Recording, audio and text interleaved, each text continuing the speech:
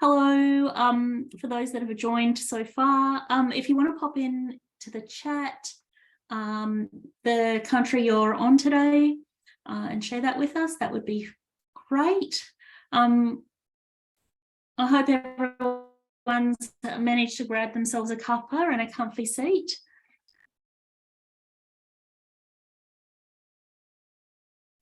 And we'll just give it a few minutes so everyone can get settled, and then we'll get started.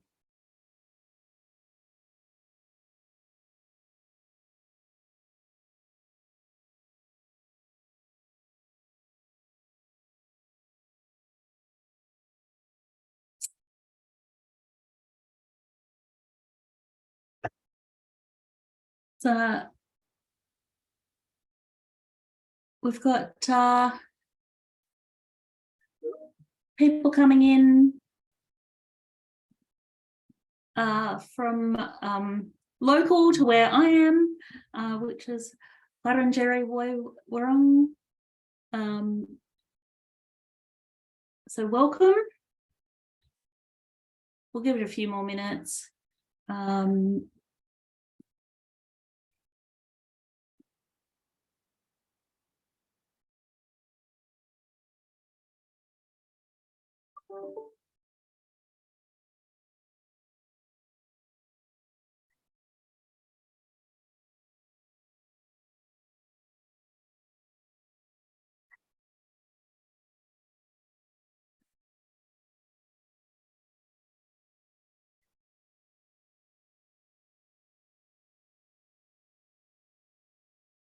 I know a few people have had issues with the link. If anyone knows of anybody, if they could let us know, and the team in the background can help people out.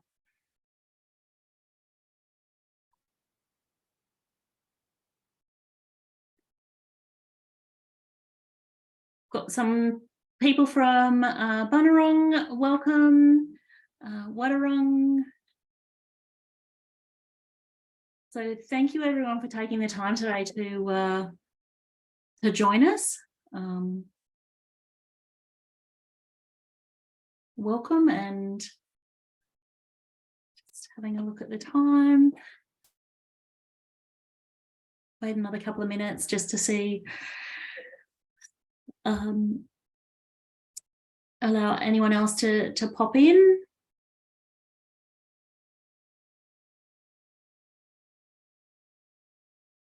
Hope everyone's had a good day. For those of you who have been teaching in the classroom, I hope that the students were kind to you. Hi, Monica from Children's Garden Kindercare, welcome.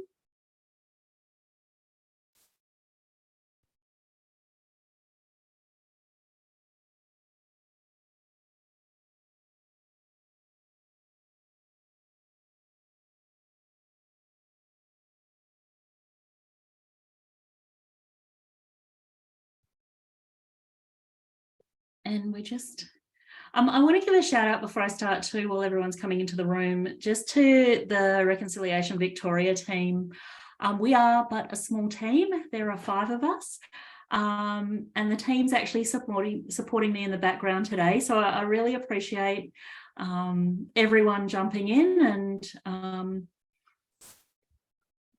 giving a hand to bring this webinar to everybody virtually. So shout out to the team. For those of you who don't know me, I am Jo Drummond. I'm a proud Murray woman with a connection to Yurundali country through my dad. I'm also the Education Officer at Reconciliation Victoria. And like I was saying, there is just a team of 5. So thanks everyone for taking the time and popping in. We are just waiting. I have a special guest who will be joining us today. And I'm just waiting for them to pop in as well.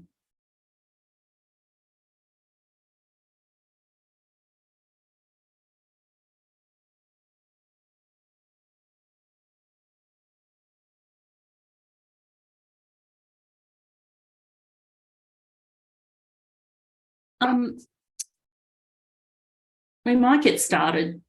So I would like to acknowledge the Wurundjeri Woi Wurrung people of the Kulin Nation as the traditional custodians of the country that I'm living and working on.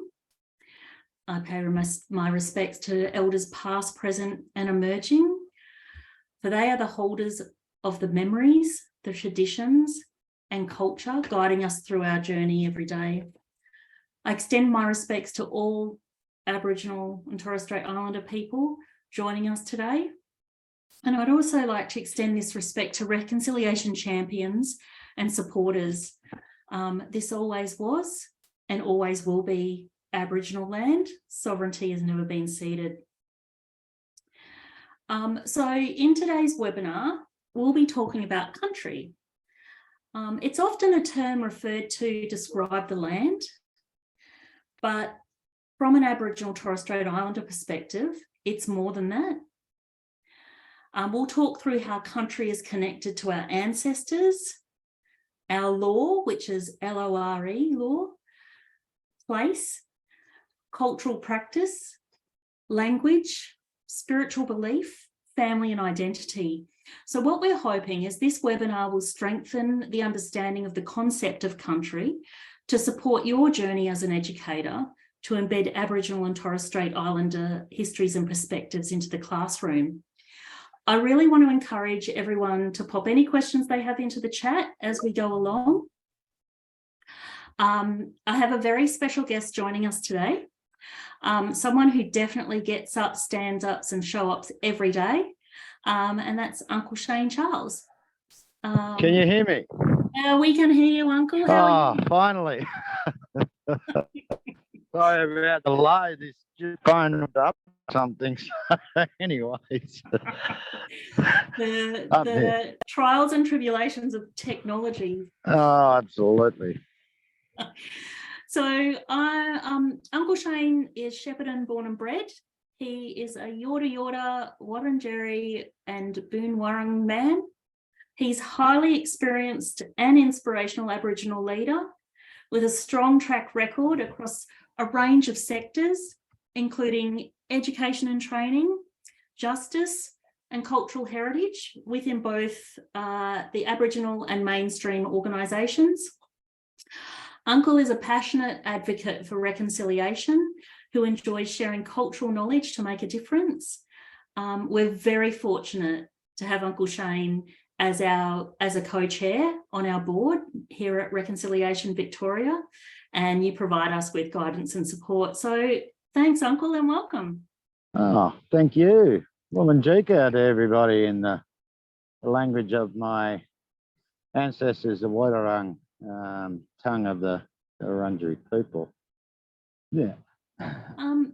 Do you want to share a bit about yourself? Look, I'm born and bred from Shepparton. My family was the last family to move off the riverbank between Maroop and Shepparton, a place called Dashes Paddock. But I guess I've been blessed and lucky enough to have been gifted, I guess, the cultural knowledge from a lot of my elders. I spent a lot of time out on country and connecting and I guess sitting on country. My grandmother first taught me about patience, and then she taught me to connect, and that we as Aboriginal people need to sit on Mother Earth and we are spiritually connected to everything. So I guess my journey's been a cultural one, but also I guess as I got older, I've worked pretty much right across government, and I'm not going back to government. So, but I've been blessed with being able to deliver all sorts of programs to community right through. Started as an educator of 17, 18 years, and then I guess moved to a space for a decade of Camp Jungo, where I was able to continue teaching, the cultural teachings that I learnt, but also, still gaining knowledge, which I'll do until the day I die, about who I am and where I come from.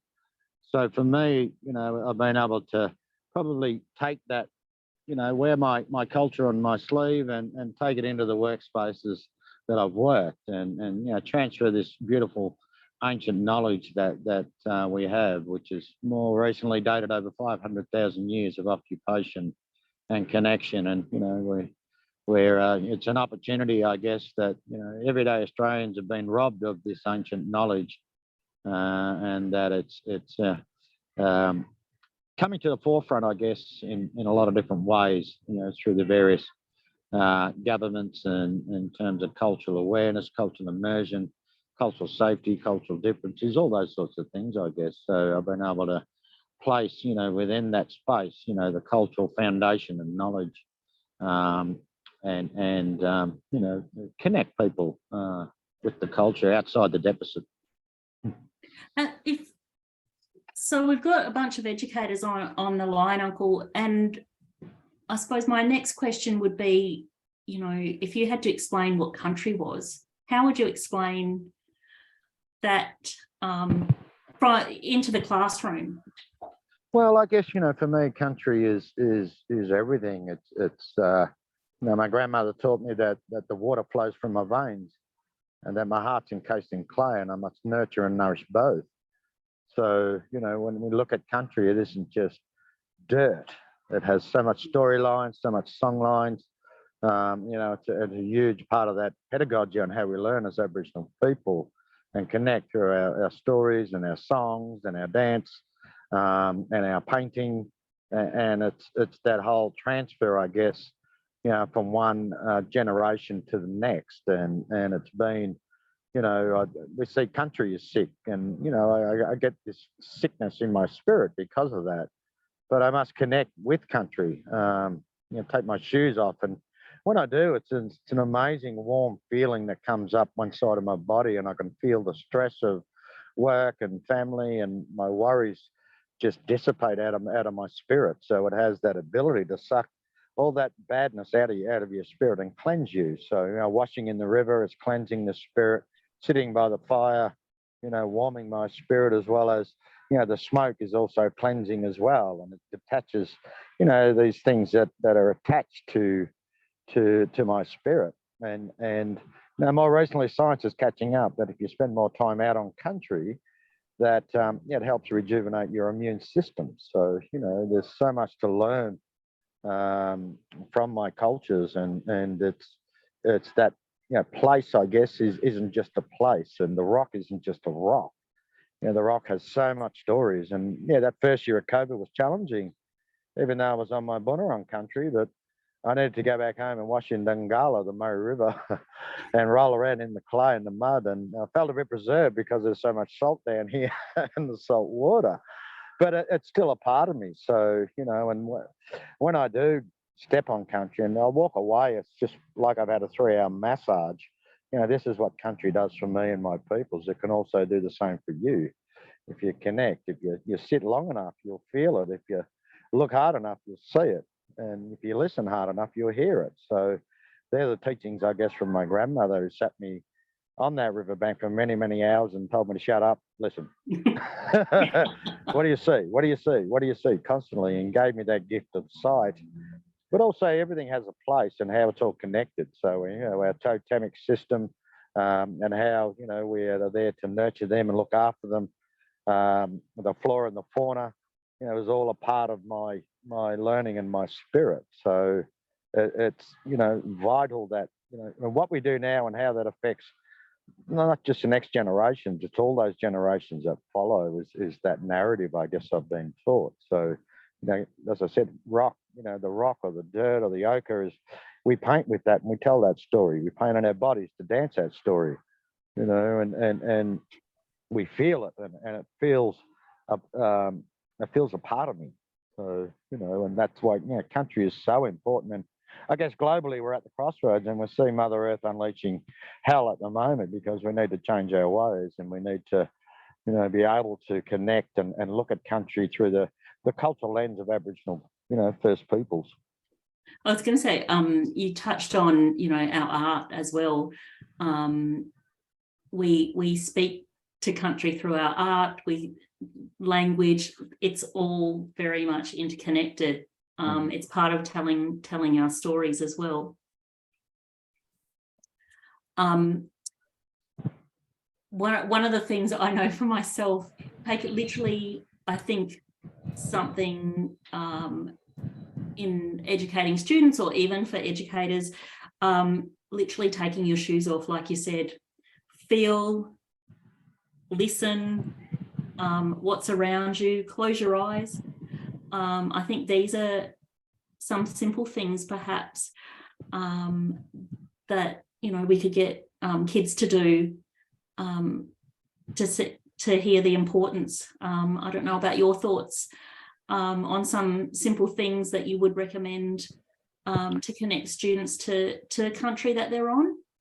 Oh, totally. And I guess it's, you know, as educators, you know, there's a whole learning journey, and, you know, to be able to pass that knowledge on, but you've got to acquire that yourself. And it's, you know, it's doing away with the fears, with, you know, and finding the courage to take that step and arm yourself with this, what I call cultural intelligence, you know, and that's to be shared, you know, amongst you as educators. And I remember when I started in education, you know, we would catch up, you know, quarterly, I guess, as Aboriginal educators, and then we'd talk about this amazing things that we're doing in our community.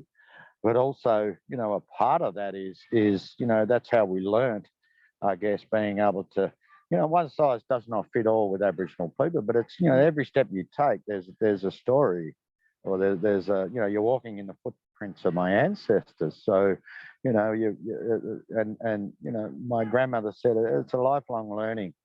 And I learn about the day I die about who I am and where I come from.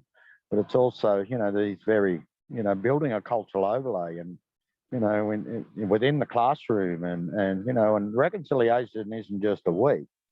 You know, you have 345 other days to be able to be creative and do stuff. So I said more recently, you know, I've been approached by various schools that are not doing, you know, especially a lot of the private schools where they're not, you know, taking this trip for a week up into the desert or up into a remote community. They're looking at their own backyard and looking at connecting with local mob, and but it's also not only just, you know, traditional owners, but it's the local community as well, because we're represented in many cultures in the Aboriginal community, and everybody has that right to tell their story, you know, and you know, look in a classroom. I think I sat in one classroom and there was something like 38 different cultures. Amazing stuff, you know, and you know, I was speaking with some of the parents that are after that day, and you know, I was just amazed that the knowledge that children have. You know, I used to say to people, if you don't know, ask your kids, because you know, they've been doing some amazing stuff at the very young levels of, you know, preschool and kindergarten, and you know, primary school right through to university. So, you know, and it's about collating that, you know, and you know, we have this amazing world of Google, and there's so much resources, and you know, and that's one of the challenges, I guess, is, you know, people like to, you know, and it boils down to the individual teacher, how much interest they've got, how much they want to learn, how much they know, you know. So it is that journey that, you know, the more that you can learn and yourselves, the more that you can pass on into the classroom. But also, you know, that transpires into your own families. You know, there's some amazing conversations at the dinner table, or, you know, about the learnings that you have, and that's what, you know, sharing that cultural intelligence, as I said. But, you know, and there's so many opportunities. I've just brought a group of architects to the museum and shown them the designs, and, you know, within our culture and within our, you know, because it represents all of Victorian culture. But, you know, it's something that you know, we should have these spaces everywhere. And 4 years at the city of Melbourne nearly killed me trying to develop spaces where people can learn, you know, and I think that, you know, with some of the exciting work coming in the next year with some of the schools, they're wanting to build these spaces, you know, and pay respects, but also, you know, in the framework of not only traditional owners and culture, but also reconciliation, you know, as a vehicle to be able to, you know, activate, I guess, you know, the cultural intelligence that you get, and you know, and sharing that amongst yourselves is very important.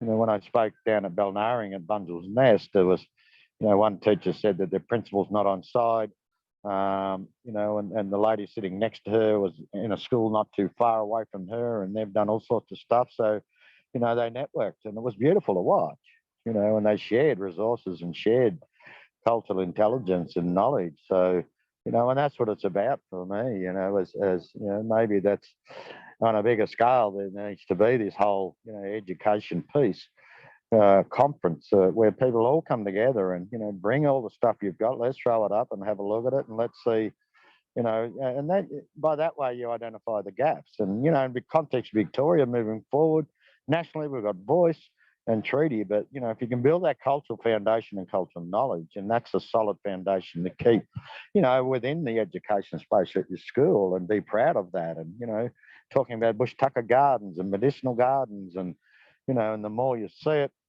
the more people, understand it, and the more people connect with it, as well as, it provides a solid foundation where, when concrete as hard as it is, it can crumble. and No. and be creative in that space. So, for me, reconciliation is that I want you to inspire me and my people. Show me what you got. Show me your passion, your intelligence, or show me your knowledge and wisdom. And, and it's okay that you don't, and it's okay to ask, and you use those, community. And I remember sitting in the classroom with some kids, and the teacher was trying to connect with some of the families, and I was a conduit to keep the kids at school and the retention, looking after them, supporting them, but also able to use the Indigenous, the Aboriginal kids in the classroom, to use their network to say, oh, I might get my uncle along, he does this, or so it's that whole transfer of knowledge. And the kids, they do have it, but there are some, there are some there who don't know who they are and where they come from, and that's fine. And that's another key, I guess, that you can help within that journey of well, I think my dad said we come from here, so well, what do you know about them?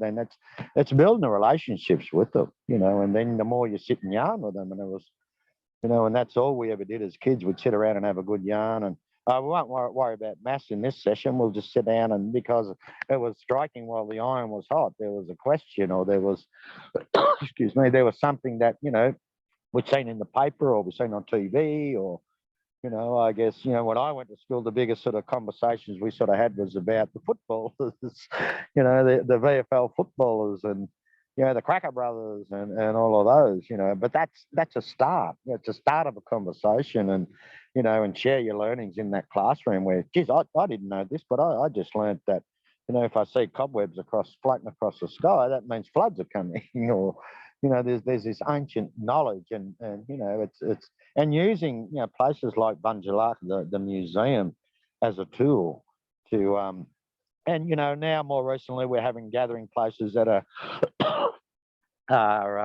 established around the state. And it's, and that's a good way to, excuse me, to link in with local mob. And, as I always said, our spaces and services are like hospitals are swinging doors. It works both ways, where you can go and sit. And I was training for Swinburne. I was training a lot of community development and community engagement, but also through the various certificates of through DHHS and all sorts of things. And I'd take them into the health service. So I'd sit here and have a cuppa. And they were amazed at the culture, and at the conversations they had with elders, and we walk in, there's a beautiful mural on the floor. It's an identity, and when you start putting that stuff within the classroom and around the school, the little our kids, our Aboriginal kids, connect to the identity, and they grow in at immense rates, and feel proud about who they are and where they come from. No, I agree. I think it's also non-Indigenous kids become really proud. I've been to a couple of schools myself of late, primary schools, where the year sixes have sort of taken over the conversation and created PowerPoints, presented to me. The pride you can see in these kids standing there, being able to talk to that connection that they've learnt about, and then tour me around the school to show and talk about the meaning of the different things that they've done. All right, for me, I feel very proud. that they're able to make that connection. I suppose for me, I've always grown up, kids are our future. So I look at them and just go, we're in pretty good hands. And like you were saying, they need to go home and talk to their parents and pass on their learnings, because some of these little people are just so full of knowledge. It's brilliant. What do you say, Uncle, when I don't know if you hear this often, but the educators sort of a bit worried about getting things wrong? Even me as an Aboriginal man, I get it wrong all the time, so I'm told. But it's, yeah, that's what I say. It's about, look, you don't know what you don't know, right? And you know, you may stumble, but you know, pick yourself up. But there, you know, in terms of that, there's you know, a lot of data out there, or a lot of resources that look at, you know, the cultural safety, or look at, well, okay, who am I? You know, I need to connect with local traditional owners. I need to connect with community, and it's using, you know, and taking that step, you know, and you know, it's you know, it's an opportunity, I guess, to you know, another part of educating yourselves. If you get it wrong, well, okay, as long as you don't do it again, well, you know, and there's a learning there for you. So, and that's, you know, something that I think as educators they need to, you know, to do more of, and say, well, you know, the good, the bad, and the ugly, so to speak. You know, well, I tried this and that didn't work. Well, you know, did you consult with community? Did you have a yarn with one of the, you know, one of the aunties or one of the elders or some of the older kids, or you know, because that you know is another way of you know, as I said, my grandmother always taught me it's easy to sit down and have a yarn, right, and then really sort of unpack it and come out of your shell, and you know, be proud of this culture in ways that you've never had before. And I guess that transfers to, you know, transfers back into your own cultures and your own families, and that, you know, we have so many similar themes, you know, that run through the many cultures that we have here, very similar, and you know, and I guess it's challenging where you've got sort of very little, or you know, community within your space or within where you're teaching and that, but you know, that's you know, the opportunity to build a relationship with, you know, those that are doing it well. Yeah. You know, and network. And we've just sort of had a comment actually just on that in the chat. Just we can often feel cautious about asking for First Nations peoples, with the awareness that they are asked, there are a lot asked from them. So yeah, I suppose that's one message I always send is there is a need for people wanting to speak to an elder or engage an elder into the school or community into the school. And the message I always give, if you look across Melbourne, I suppose, for example, and across the country that we're on, there's only so many elders, but there are an awful lot of schools. So, you know, I suppose it's just being a little mindful and respectful, but then like you were saying, it's being a bit creative. Okay, can't have an elder. There's other people in community that you can speak to, I suppose. Absolutely. And, you know, it's you know, whether it's to do a welcome, or there's one year do a welcome, or you know, one of the other community members can do an acknowledgement if they're not from country. So, you know, and that's just automatic embedded in Aboriginal people, you know, but you know, what one's good at one thing, another's good at another thing, you know, and they're able to speak on country about what, you know, their cultures and how they do. And this diversity we have. We ain't all the same mob. You know, we have so much diversity right around the country, and you know, providing that opportunity so, you know, people can share their cultures, you know, with people and with the school and with, you know, the wider community as well. No, well, that's it. Well, there's over 250 countries on this continent. I would actually like the curriculum just to update, because my 10-year-old came home and asked me what continent has the most countries in it. And I answered Australia, and she told me I was wrong. And I went, just remember where you're from. just remember who your mob is. We've got over 250 countries. She goes, no, that wasn't the answer the teacher gave. I said, okay, well, we'll have to have a conversation about that then. So I've got another question actually I want to ask you from the chat. How do we teach kids about the life cycle of First Peoples cultural learning journey? For example, cultural wheel, so non-Indigenous people could develop a lifelong cultural journey too. Absolutely. And one of the exercises I do in my cultural awareness training is I unpack a cultural wheel that I've developed, which is based on that true cultural model. And then I get people to do a white man's culture wheel. Or, you can have so many cultures in the room that you can develop, many wheels, I guess. And then there's that comparison, what's at the core of the wider community? Well, it's law, it's money, it's this material world. And, you've got to go to school, to go to university, and all these differences. And then, it's quite easy to sit and yarn and talk about those and how I see, cultures are changing. Cultures change. They evolve, or, it comes back around where, I see some of the like the Italian community and that. I said, well, do you go back home? Are you going back there? Well, no, all our family's here. So, they disconnect from that, but then they have this thirst to learn about First Peoples and cultures here. So it's almost they've sort of reinvented themselves in terms of their culture. Well, this is what we do now. We don't, whereas me, oh no, I've got to go home. And no matter where I'm in the world, if I die, you got to take me home.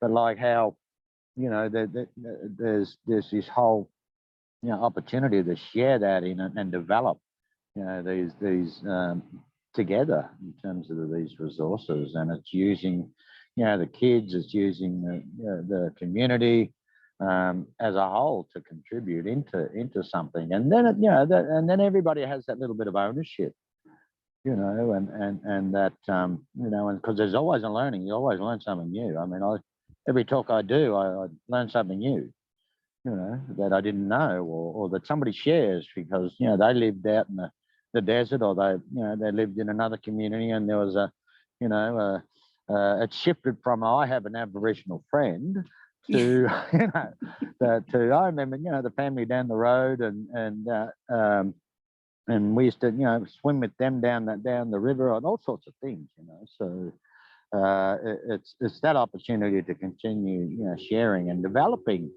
and kids are great. I mean, in the spaces I've worked in 30 years, they can be so creative, and that.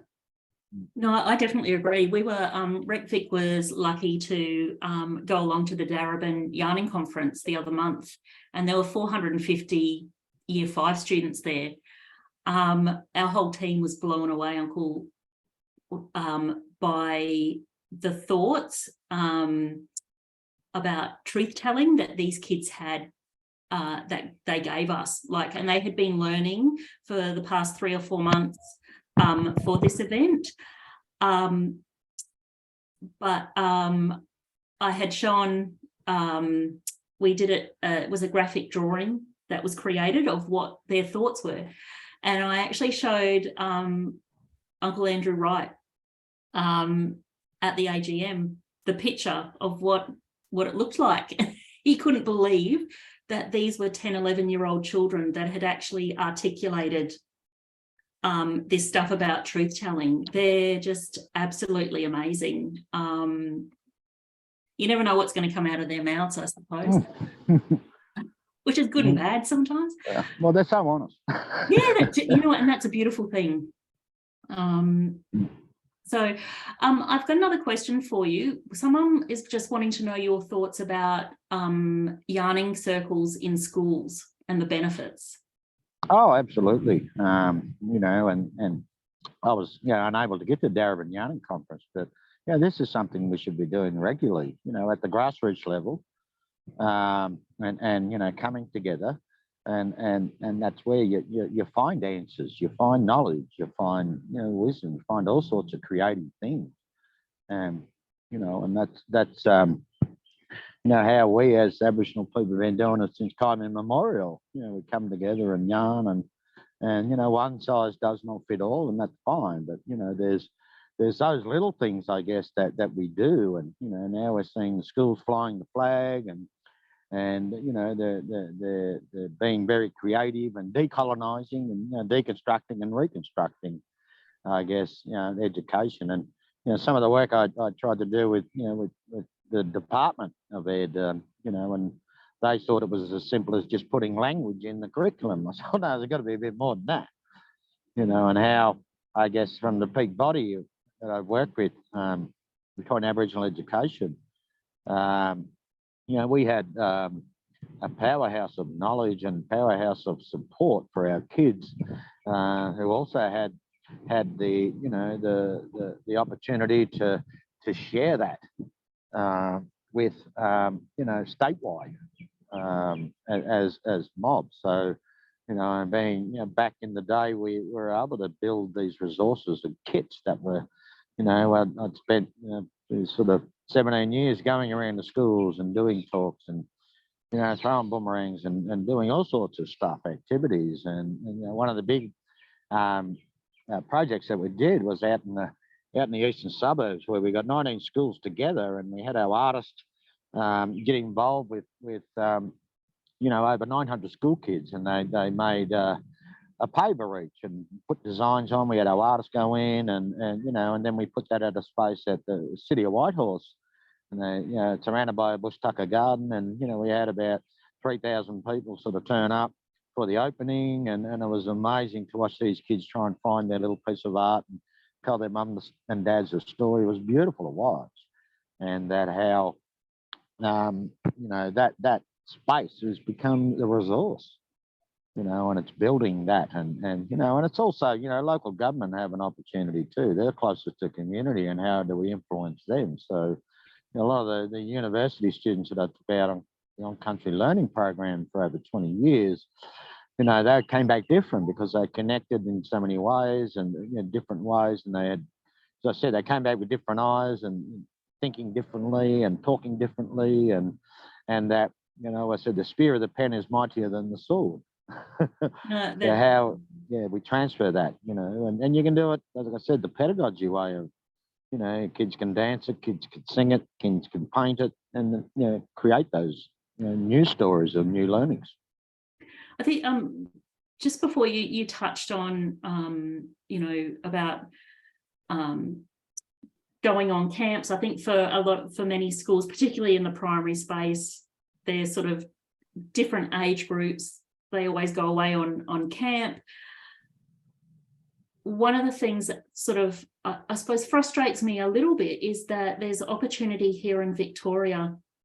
And the other thing is, when we're talking about country, you don't have to go bush to experience country as well.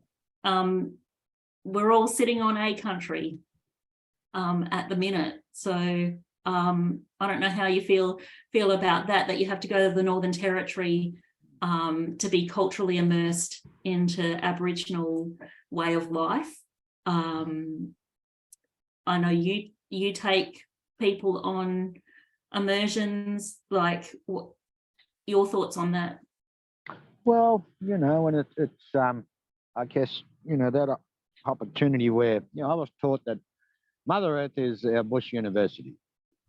She tells us and teaches us everything, and just to walk in, and I guess starting with that cultural foundation and knowledge, and yes, I tried to develop those in the city of Melbourne, and ran into brick walls. I couldn't get a lot done, bound by a 10-year plan, but I had a manager tell me that Indigenous plants don't grow in the city. Just crazy stuff, but like how we keep chipping away and provide those opportunities. So it's you're able to create those spaces and to build those spaces. And I gave an example of putting some bush tucker garden beds with the narrative and medicinal, nutritional value of it, and there's that knowledge transfer. So, I gave an example of the old lady who's lived in that building for 50 years and came and sat in the same seat for 50 years in the park. And that she sees that, there's this new garden with the narrative on it, with the, explaining all about what the plan is. And then, she goes home and one tells 10 who tells 100, and also, there's that opportunity to language, to put language everywhere. And, the challenges were at the City of Melbourne that had to go through 2 pieces of legislation just to get a word. We spoke about dual names of streets and spaces and all sorts of stuff. So the more that can be, I guess, established and put up there, the more, it's used as a tool. So, I mean, the only space we've got is sort of down on the Birang Ma, along the river there at Fed Square, where I said, every space there should be some sort of narrative. And, my culture is only represented in a tiny little plaque. Yeah. So there's those two, how we can, like I said, bring it out of the box and, you be, respect it, accept it, and it's part of that building relationships and, and it's part of that responsibility. And we sort of say, well, why should we be doing it? I said, well, it's the right thing to do. It is. Well, that's it's the history of this continent belongs to all of us, whether you've got a blood connection like yourself and myself, or whether you're born here, you arrived last week. This history is all of ours, and I think that's a really important point for people to remember. It just doesn't belong to one set of people. They are the knowledge holders, but everyone should be proud. It's a bloody awesome culture. Like, I might be a bit biased, but and that's it, and it's looking at it through that beautiful cultural lens and not the deficit lens. So, it's and be honest, it's this whole deficit lens is all that people know. It's all they see in the front of the newspapers. It's all they see on the news. It's the bad things about Aboriginal people, and there comes a time, where you point a finger at somebody and then you point 3 fingers back at yourself. But, and it's challenging, your own conscious and unconscious biases, and that's not just in my space, but that's, within your family space, within your workspace as well, and finding that courage to be able to do that. Michael Jackson got it right. It starts with the person in the mirror. So, and that's, the starting point is, well, what do I know? And that's what my grandmother said, if you don't know who you are and where you come from, you don't know where you're going. But, the more you can learn about your own cultures, the more the culture you can learn, you start to understand, and it's not about sympathy by any means. It's about, that acknowledgement of and respect for, like I said, the oldest living culture on the planet. And it is a national disgrace that everyday Australians do not know, what the story is and what the storylines are and the culture and how, are they getting it right at the university level in terms of those that are coming out and, that are green, who've just started at a school. But I'm seeing that really evolve in a lot more. The younger ones that are coming out of university and being teachers are, first, cab off the rank is well, let's, learn more about Indigenous cultures and about diversity we have. Yeah. I think the other thing is that is important if, it's even if you're just putting up the flags, for example, doing something as simple as having the flags up, it's making sure that everyone within that school space is fully aware of what the flags are all about. It's not going to make it culturally safe just because you hang something up. People need to understand what the meaning behind the flags are, what the colours represent, what the symbols represent on the flags. And everyone should know that. All employees in the school and all the students. And like you said, the kids will go home and tell the parents, and then the conversations will just domino from there. So I think it's doing things with the right intent. No, and that's it, and that's, you hit the nail on the head there. As long as you got good intent, and like I said, you don't know what you don't know, but it's being able to have that opportunity to actually do something or take that step and find that courage, and yeah, you'll keep learning, absolutely. And once it gets in here, oh, it just becomes a thirst, and that's where we have, I have all the multicultural community knocking on my door and this is a challenge, I guess, for us as Aboriginal people that, Nanny Caroline said, I'm the last of the great learnings and teachings here in Melbourne, and that, that's I have that opportunity to pass that knowledge on to my nephew who paints it and dances it, and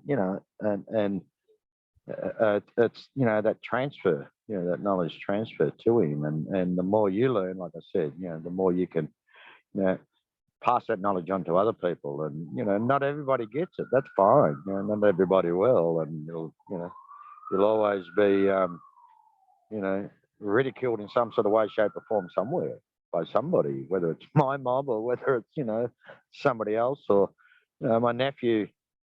We went down to the supermarket in Toorak where we live, and an old lady came out of getting her groceries, and my nephew had the Aboriginal flag on his t-shirt, and she looked at him. She said, "Oh, geez, you're a long way from home."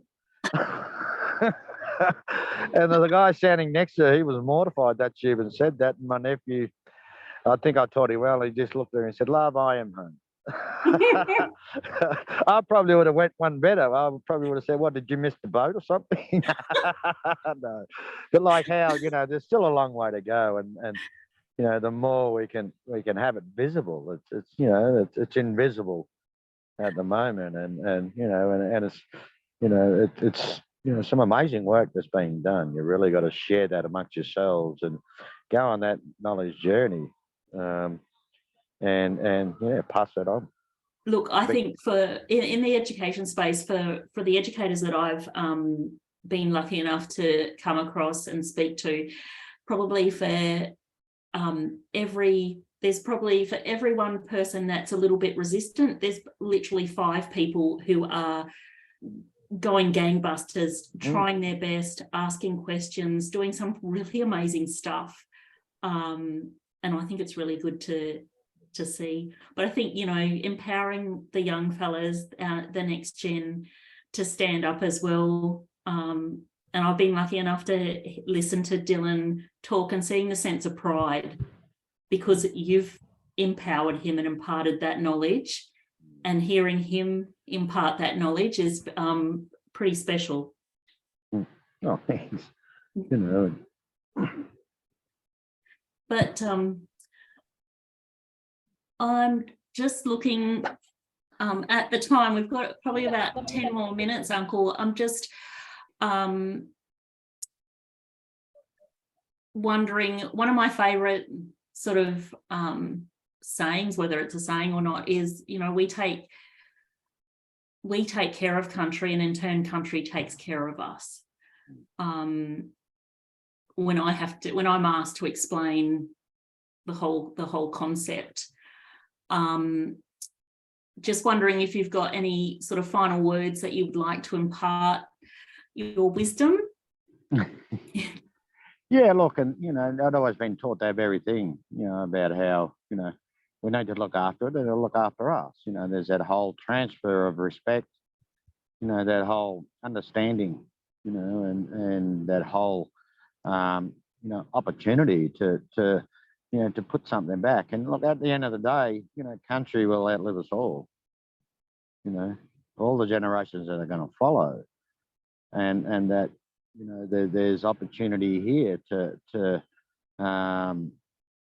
be a part of because sharing the culture, because it also it's that whole collective of keeping the songs going, keeping the dances going, or keeping the knowledge and the wisdom, passing on and learning it, and that's all a part of this whole pedagogy, which I said there's different ways of learning for us as Aboriginal people, and how by you looking at that framework of pedagogy, you're all sort of doing bits and pieces, but it is about that relationship and sharing that knowledge and sharing, your resources. It has to be that way. I know, some teachers that they don't like to share their programming or whatever they're doing in the classroom for whatever reason. It's mine, it's but it has to get to a point there where there's some amazing resources there and knowledge there that really,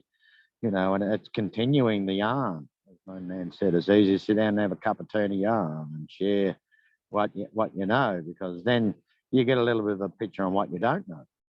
And one of the things that I instigated at the City of Melbourne was a cultural audit. And I got there and I said, I needed to know where this staff, I needed a baseline as to what knowledge these staff had. And, I was pretty mortified at some of the data that came back. There was, blatant racism and all sorts of things in it.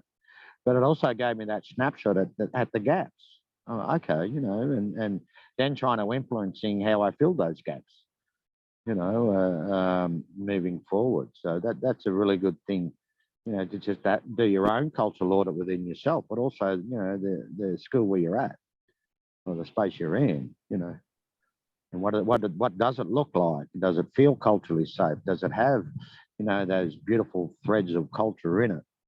I'm forever, I guess, thinking back over my time that, we bring us out and then we put us back in the box. Yeah. We bring us out and put us back in the box. But, every time we do bring it out, there's more learnings and more opportunities, but then it's just sort of pushed aside. So it's creating where it's here, where Aboriginal knowledge and culture that you learn, your intelligence is here and you can use it at will and you can share it. Just on that, Uncle, what and just considering what's happening in across the state with treaty advancement and all these amazing things that are happening, what would you tell educators how they can teach kids about treaty advancement and truth telling within Victoria? Well, I guess, that with the voice now, I mean, the Uluru Statement is probably a place to start. That was a document that was developed, I said, as a olive branch, I guess, from the government at the time. But, there's still contentious with my people, and, we still don't trust government. So even we as mob, we're still waiting for that to unfold. And the journey is only young, but it's that, opportunity to be involved in a number of different ways, in terms of those conversations. There's so much, I guess, in terms of, and we've got to, I guess, educate ourselves and get that understanding before that's all, transfers out into the wider community. And the voice, well, we're still waiting for that to unfold. And okay, I think it's August next year, we'll be sitting down to vote in the referendum. And that, by having that voice in the Constitution, what's it going to get us? Is it going to put us at the table, or is it just on paper? So a lot of our community is still skeptical about that journey, but suffice to say, but it's started. It's on the lips of government. They're keen to go down this path of having voice in the Constitution, as well as in the context of Victoria. We've got the First People Assembly, which was established, and then we've got the Commission, which sits outside government, who's doing all the data collection and everything. So, and there's the First People's Assembly on the website. There's resources everywhere. So to understand that, and you'll get a mixed bag of conversation from my people, about it, and some support it, some don't, but that's okay. That's okay. There's still that trust, I guess, that we still don't have in government, and that this is why reconciliation and look, a part of that big project we did out at City of Whitehorse was that the reconciliation groups that we had at the time were our key drivers and key supporters in that.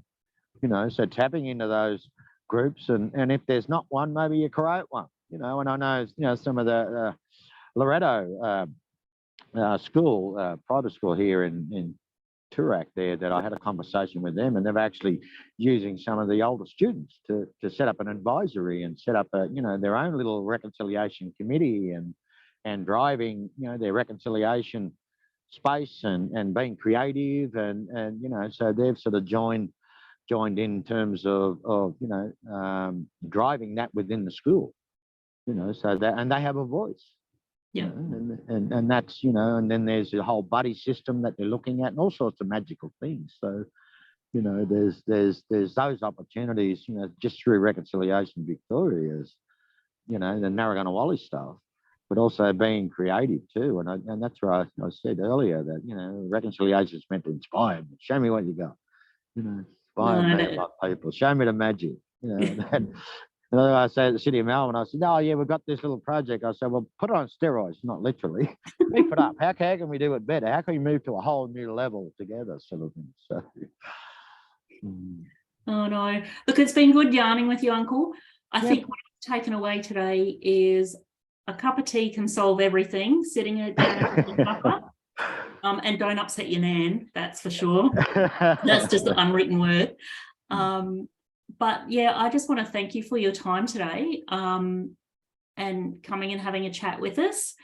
Where you are, the sky is blue from the looks of it, so that's another bonus for the day as well. Maybe a final thought, maybe we should start influencing how the weather's read. Like you were saying, when we see cobwebs in the sky, we know it's going to flood, and I'm sure mob around Shepparton Way were fully aware what was going to happen. Maybe we should start sort of influencing how the weather reporters are reading the weather, I think. Oh, look, and you look at Lismore as an example. It's the town's built below the song lines. It's a floodplain. How many times does it have to flood before people get it?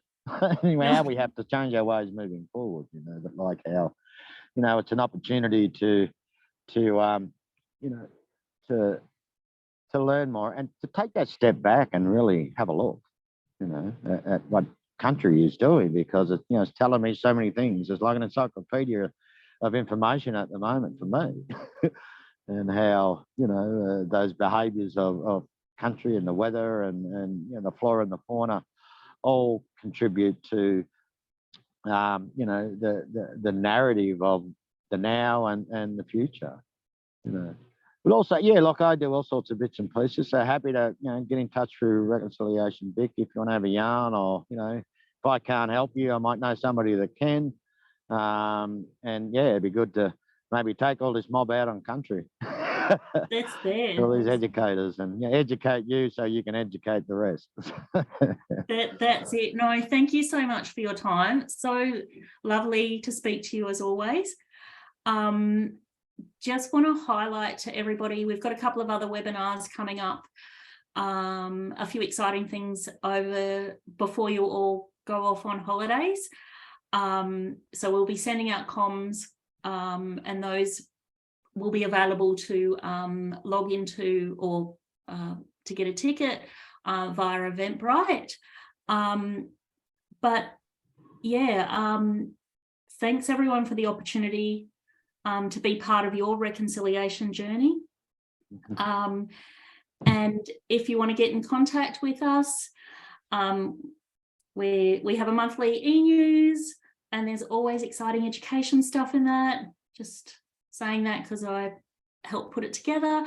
But Twitter, LinkedIn, our website, our Magali website, which is the local government website, or my direct email address. But thanks everyone for your time. Really appreciate you all logging in this afternoon. Thanks, Uncle. Always lovely to have you. Yeah, your mum. Take care. Stay deadly. See ya.